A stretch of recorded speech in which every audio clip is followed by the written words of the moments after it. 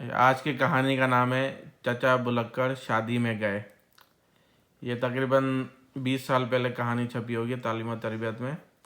और रीज़न ये है कि मैं थोड़ी चचा बुलक्कड़ की कहानियाँ पढ़ता हूँ, क्योंकि मेरे बेटे रयान जो अभी साथ ही बैठा है उसको चाचा बुलक्कड़ की कहानियाँ पसंद है। तो मैं सिर्फ कहानियाँ नॉर्मली अपने बेटे के लिए पढ़ता हूँ और फिर वो यूट्यूब या फेसबुक पे भी लगा देता हूँ ताकि दूसरों को भी सुनने का मौका मिले। कहानी शुरू करते हैं।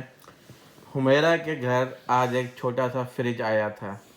उसकी खुशी का कोई ठिकाना ना था। अब तक उसने बहुत तकलीफ़ उठाई थी। वो चुपचाप थोड़ी थोड़ी रकम बचाती रहती। कहते हैं कि कतरा कतरा करके दरिया बन जाता है। यही हाल रकम का भी है। हुमैरा ने भी तंगी तराशी उठा के इतनी रकम जमा कर ली कि आज उसके घर में फ्रिज आ गया। इस खुशी के मौके पे खाला भी मौजूद थी। मुझे बहुत खुशी है हुमैरा, तुम्हारे घर फ्रिज आ गया।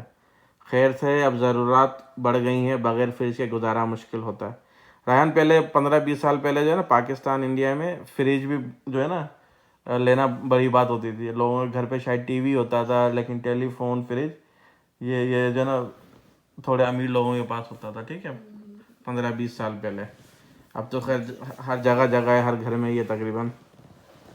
जी हाँ, खाला बच्चों की वजह से इसकी ज़्यादा ज़रूरत थी। गर्मी में हर चीज़ ख़राब हो जाती है। दूध फ़ौरन ही फट जाता है। माशाल्लाह तुम्हारे दोनों बेटे बहुत प्यारे हैं। अब कितने माह के हो गए हैं? अब तो 4 माह के हो गए हैं दोनों, मतलब महीना माह मतलब महीना। मुस्कुराने भी लगे हैं, हुमैरा ने खुश होकर बताया। खुदा की रहमत है कि उसने तुम्हें जुड़वा बच्चे अता किए, वो भी सेहतमंद और ख़ूबसूरत। खुदा उन्हें ज़िंदगी दे। बस खाला, अब तो ज़िम्मेदारियाँ बढ़ गई हैं और ज़रूरात भी।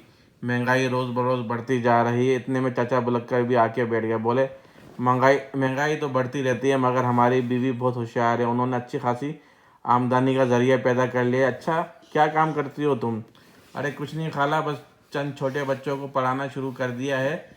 इससे कुछ रकम मिल जाती है। मैं तो किसी से जिक्र नहीं करती ये खामा। अरे तो इसमें बुराई क्या है? ये तो बहुत उम्दा बात है। अभी ये बातें हो रही थी कि हुमैरा का एक बच्चा रोने लगा। सुन रहे हैं जी? अरे शाहिद रो रहा है। हुमैरा ने लपक के बच्चे को उठा लिया। भाई कमाल है। खाला बोली, तुम किस तरह पहचान लेती हो कि कौन सा शाहिद है और कौन सा आबिद? हूबहू एक ही शक्ल के हैं दोनों। हुमैरा हंसने लगी। बस खाला, कपड़ों से पहचान लेती हूँ, इसके अलावा शाहिद के गाल पे काजल से तिल बना देती हूँ। भाई मुझे तो याद ही नहीं रहता कि हमारी बेगम शाहिद के गाल पे तिल लगाती हैं या आबिद के। ठीक है, ऐसा वो बना देती है निशान। तो उसको चाचा बुलक्कड़ ने कहा, उसको तो याद ही नहीं रहता। इसकी बात पे खाला भी खूब हंसी। आज बचा हुआ खाना फ्रिज में रख दिया है, दूध भी फ्रिज में रखा है। हुमैरा खुश थी। उन्होंने मियाँ से कहा, अब रोज़ रोज़ आपको गोश्त लाने की ज़रूरत नहीं, पूरे हफ्ते के लिए इकट्ठा ले आइएगा, फ्रीज़र में रख दूँगी। अरे वाह, ये तो मुझे ख्याल ही ना आया। भाई वाह वाह, खूब। चाचा बुलक्कड़ ने खुश होकर दाएं बाएं गर्दन हिलाई। शाम को खाला भी अपने घर वापस चले गई। अचानक हुमैरा को याद आया कि घर में शादी का कार्ड आया हुआ है। इसने चाचा बुलक्कड़ से कहा, अरे सुनिए, मैं आपको बताना भूल गई, कल मेरी चचाजाद बहन मरियम की शादी है। परसों कार्ड आया था, ये लीजिए। चाचा कार्ड देख के बोले, मैं तो इन लोगों से वाकिफ़ नहीं, मतलब कि मैं तो जानता भी नहीं हूँ। हाँ, इत्तफाक है। एक बार चाची आई। सर अभी तस्वीर चेंज करते हैं। ये रन जो है ना, वो बच्चों से जो खाला भी बातें कर रही थी, दोनों एक जैसे हैं बिल्कुल, देख रहे हैं जी? हाँ, मैं तो इन लोगों से वाकिफ़ भी नहीं। हाँ चाचा, इत्तफाक है। एक बार चाची आई तो थी, आप दफ्तर में थे। परसों उनकी बड़ी बेटी कार्ड लेकर आई हैं। उस वक्त भी आप दफ्तर गए हुए थे। दरअसल चचा का इंतकाल हो चुका है। अब चाची किसके साथ आए जाएं? बेटा भी कोई नहीं, तो फिर अब क्या प्रोग्राम है? तुम जाओगी शादी में? मेरा तो बहुत दिल चाह रहा है, मगर आबिद और शाहिद अभी बहुत छोटे हैं। अपनी तरफ से मैंने माजरत कर ली थी, मगर आपकी शिरकत का वादा कर चुकी हूँ। शादी की तकरीब शादी घर में है, कार्ड में पता लिखा है। इसका मतलब है मुझे जाना होगा। समझा रहे हैं चाचा क्या बोल रहे हैं? ज़रूर, आपका जाना बेहद ज़रूरी है। मरियम मुझे बहुत चाहती है और वो है भी बहुत अच्छी। ठीक है, मैं चला जाऊँगा। वैसे भी शादी का खाना खाए हुए मुद्दत हो गई है। मुद्दत हो गई मतलब यार बहुत टाइम हो गया है। खूब डट के खाऊंगा। अरे नहीं, कहीं ऐसा गजब ना कीजिएगा कि देखने वाले भला क्या कहेंगे। क्या मतलब? अचानक चाचा बिगड़ गए। शादी में जाऊँगा तो ये खाली पेट वापस आऊँगा? लोग जितना खाते हैं, कभी तुमने अपनी प्लेट में बोटियों का मीनार बनाते, खाते कम और फेंकते ज़्यादा हैं। आप ठीक कहते हैं, मेरा ये मतलब ना था। मेरा दिल में शर्मिंदा हो गई। और क्या होता है, पाकिस्तान और इंडिया में जो शादियाँ होती हैं ना, तो उसमें जो लोग होते हैं ना वो बहुत खाना खाते हैं, ज़ाया भी करते हैं। ठीक है, बात तो बनती है। ठीक है, समझा। ये देख रहा है, ये प्लेट में, ये तो खैर अभी दूसरी जगह है। हुमेरा और बच्चे सो चुके थे। चाचा बुलक्कर को नींद नहीं आ रही थी। वो सोच रहे थे गोश्त वाले की दुकान पे बहुत भीड़ होती है, लाइन लगाना पड़ती है। दुकानदार कह रहा था कि सुबह सवेरे दुकान खोल देता हूँ, इस वक्त कोई ग्राहक नहीं होता, मतलब कोई कस्टमर नहीं होता। अब मैं ऐसा करूँगा, कल सवेरे ही सवेरे पहुँच जाऊँगा। कल 25 दिसंबर की छुट्टी है, देर तक सोए रहने से कोई फ़ायदा नहीं। रन पाकिस्तान में 25 दिसंबर की छुट्टी होती है इस वजह से क्योंकि कायद आज़म की बर्थडे होती है। ठीक है, वैसे तो क्रिसमस भी होती है, लेकिन उधर सिर्फ बर्थडे की वजह से कुछ छुट्टी होती है। कल 25 दिसंबर की छुट्टी है, देर तक सोए रहने से कोई फ़ायदा नहीं। बेगम भी खुश हो जाएंगी।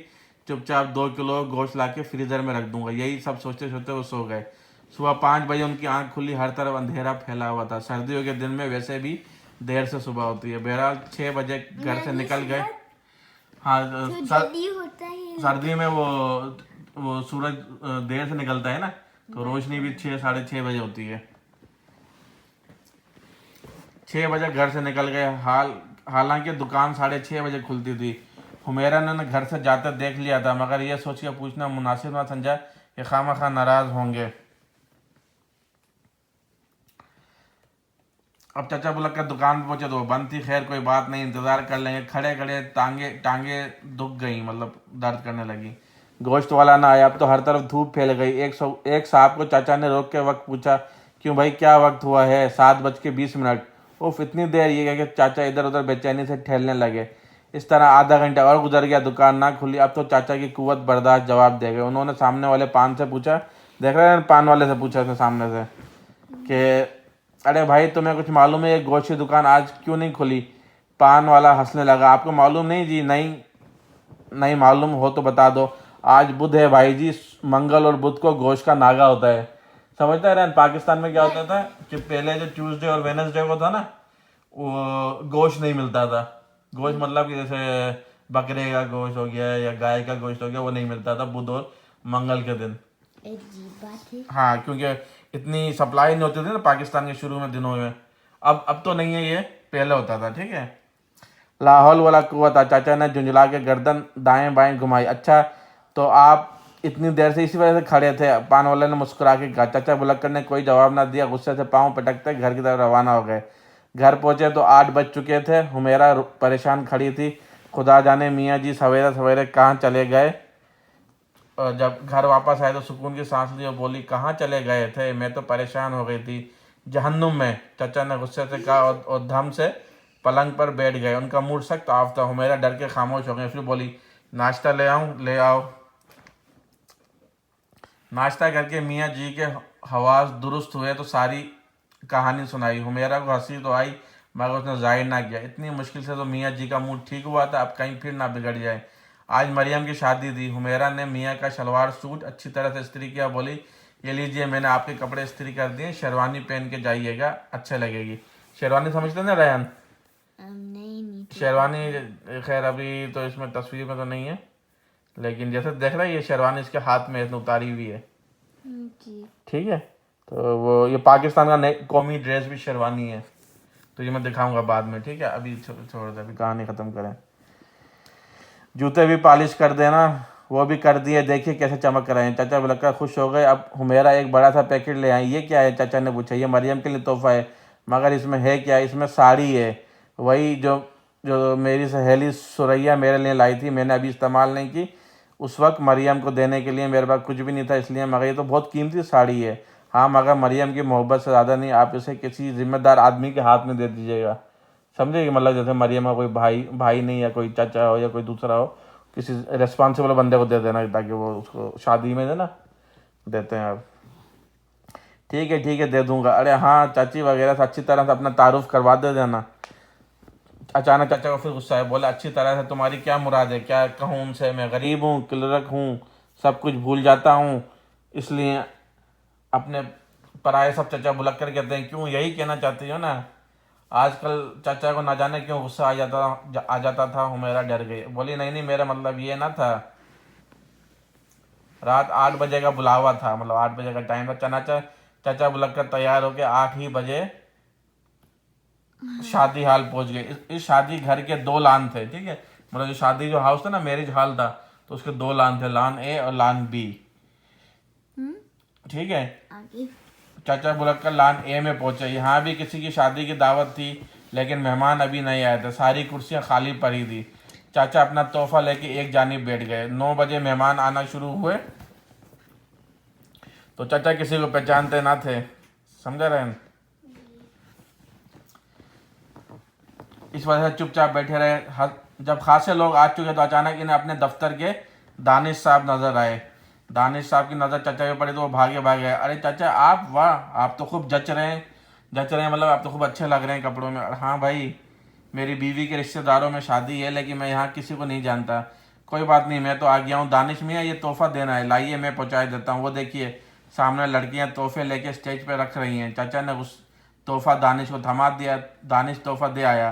खिलाफ मामूल खाना जल लग गया, ठीक है। मतलब वैसे क्या होता है कि नॉर्मली शादियों में खाना बड़े देर से होता है, लेकिन इधर जो था शादी में जल्दी खाना शुरू हो गया। चाचा ने डट के खाया। मूवी भी बन गई थी कि उसमें शादी में कैमरे से मूवी भी बनती थी उस जमाने में। अचानक चाचा के कॉलर के अंदर एक कीड़ा घुस गया, समझा, कमीज का जो कॉलर था शेरवानी का, कीड़ा घुस गया। चाचा बहुत घबराए। शेरवानी उतार के झाड़ लें, दानिश ने कहा, कहीं कीड़ा काट ही ना ले, ठीक है। चाचा ने घबरा के शेरवानी उतारी। अरे ये क्या, चारों तरफ लोग हंसने लगे। देख रहे हैं लोग हंस रहे हैं तस्वीर में। बात तो बनती है। चाचा सख्त शर्मिंदा हुए। दरअसल वो कमीज पहनना ही भूल गए थे, ठीक है। तो मतलब शेरवानी के अंदर जो ना कमीज पहनते हैं शायद, ठीक है। पता नहीं, मैंने आज तक पहनी नहीं है। और जो बनियान जो थी, इसकी जो ये वेस्ट है ना, सफेद सफेद दिख रही है, ये बड़ी पुरानी थी, इसमें सुराग भी था। सब लोग देख के हंसने लगे। अंदर से मैली बनियान झाँक रही थी। कीड़ा झाड़ के चाचा ने दोबारा शेरवानी पहन ली। कोई बात नहीं, ऐसा तो हो जाता है, दानिश ने तसल्ली दी। मगर अब चाचा 1 मिनट भी रुकने के लिए तैयार ना थे। 10 बज चुके थे। वो जल्दी से लान ए से निकल गए। सामने ही लान बी था। हैं ये क्या, यहाँ तो बहुत रिश्तेदार नजर आ रहे थे। इसका मतलब है कि वो गलत जगह पहुंच गए थे, ठीक है। अरे हाँ, याद आया, मरियम की शादी तो लान बी में थी। थोड़ी देर पहले की शर्मिंदगी लम्हा भर में जाहिल हो गई। चाचा सीना तान के लान बी में गए। रिश्तेदारों ने न उन्हें हुमेरा की चाची से मिलवाया। वो बहुत मोहब्बत से मिली। हुमेरा और दोनों बच्चों को बहुत बहुत पूछा और दुआएं दी। यहाँ खाना ज़रा देर से शुरू हुआ। चाचा ने किसी पे कुछ जाहिर ना किया और थोड़ा बहुत दोबारा खा लिया। लान बी में आने के बाद जो ही चाचा को अपनी भूल का एहसास हुआ था, वो भाग के लान ए में गए और दानिश के जरिए अपना तोहफा वापस ले आए थे। चाचा उन्होंने तोहफा चाची के हाथ में दे दिया। खाने के बाद चाची एक थैले में पुलाव और दूसरे में कौरमा भर के चाचा को दिया और बोली, लो ये हुमेरा बेटी को खाना दे देना। अरे चाची इतना खाना, अरे मियाँ फ्रिज में रख लेना, फ्रिज तो होगा तुम्हारे पास। जी हाँ फ्रिज तो है हमारे घर, बिल्कुल है, इसमें रख लेंगे। चाचा खुश होकर बोले। एक रिश्तेदार इन्हें अपनी गाड़ी में घर तक छोड़ाए। हुमेरा मियाँ के इंतजार में जाग रही थी। उसने पुलाव और कौरमे को देगचियों में डाल के फ्रिज में रखा। इतनी देर में चाचा बुलक्कर ने कपड़े तब्दील कर लिए। इस बार हुमेरा को उनकी हमाकतों की खबर ना हो सकी। हमाकतों मतलब बेवकूफ़ी की, ठीक है, खबर न, क्योंकि वो आराम से लेट के शादी की कहानी सुना रहे थे और हुमेरा खुश हो रही थी। 3-4 दिन गुजर गए। चाचा की खुश मिजाजी में फ़र्क ना आया, क्योंकि वो शादी के बाद ये पहली भूल थी जिसका पता हुमेरा को पता ना चल चुका था। वो दिल ही दिल में मुस्कुरा रहे थे और खुशी से गुन गा रहे थे कि दूसरे दिन अचानक शाम के वक्त एक कार आके दरवाजे पर रुकी। हुमेरा की चाची आई थी। हुमेरा खुश भी हुई, हैरान भी। सलाम दुआ के बाद चाची ने कहा, हुमेरा मैं वक्त निकाल के तुम्हारे पास आई हूँ।